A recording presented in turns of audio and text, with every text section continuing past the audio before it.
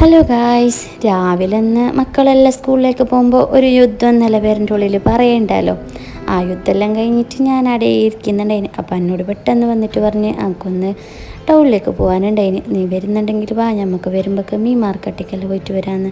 മീൻ market എന്ന് പറഞ്ഞാൽ നമ്മളുടെ കാസർഗോഡ് ഭാഷയിൽ മീൻ മാർക്കറ്റിനെയാണ് പറയുന്നത്. അങ്ങനെ ഇതാ നമ്മൾ കാസർഗോഡ് എത്തി.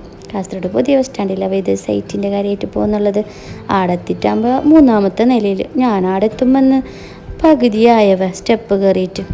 അങ്ങനെ ഞാൻ പറഞ്ഞു, എനിക്ക് പോകുമ്പോഴൊക്കെ ജ്യൂസെല്ലാം വേണ്ടി തന്നോളാം, നീ പിന്നെ അതിനെന്നല്ല വരുന്നത്, എനിക്ക് പിന്നെ അങ്ങനെ പുറത്ത് പോയെങ്കിൽ എന്തെങ്കിലും കുടിക്കുന്നതെല്ലാം നമുക്കൊരു വൈബല്ലേ. എന്നെപ്പോലെ നിങ്ങൾക്ക് ഇഷ്ടമുണ്ടെങ്കിൽ ഒന്ന് ലൈക്ക് ചെയ്യാൻ മറക്കണ്ട. അങ്ങനെ ഞങ്ങൾ ആടെല്ലാം ഡീലെല്ലാം ആക്കിയിട്ട് ഞങ്ങൾ മീൻ മാർക്കറ്റിലേക്ക് വന്നവ. ആടെ എത്തിയിട്ടാകുമ്പോൾ എന്തോ ഒരു വെയിലത്ത് ഞങ്ങൾക്ക് 5 മിനിറ്റ് അവിടെ നിൽക്കാൻ കഴിഞ്ഞിട്ട്. അപ്പോൾ ആടെ അമ്മമാരെ കണ്ടിട്ട് നമുക്ക് ബേജാറായി.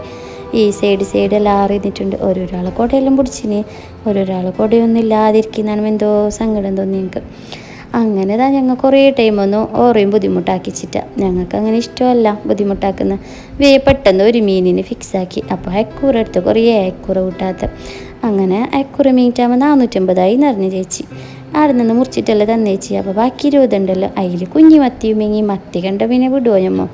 അതെല്ലാം കഴിഞ്ഞിട്ട് കുറച്ച് 1 കിലോ മാങ്ങയും മേങ്ങി. പിന്നെ ഇതിൻ്റെ അടുക്ക് എൻ്റെ ഒരു ചങ്ങായിയായ തൗസീസ് ചാനൽ എന്ന് പറഞ്ഞിട്ടുണ്ട്, കാസർഗോഡ് ചാനൽ. അപ്പോൾ ഈ ലസ്സിൻ്റെ കാര്യം പറഞ്ഞു. അങ്ങനെ അതും ട്രൈ ചെയ്ത്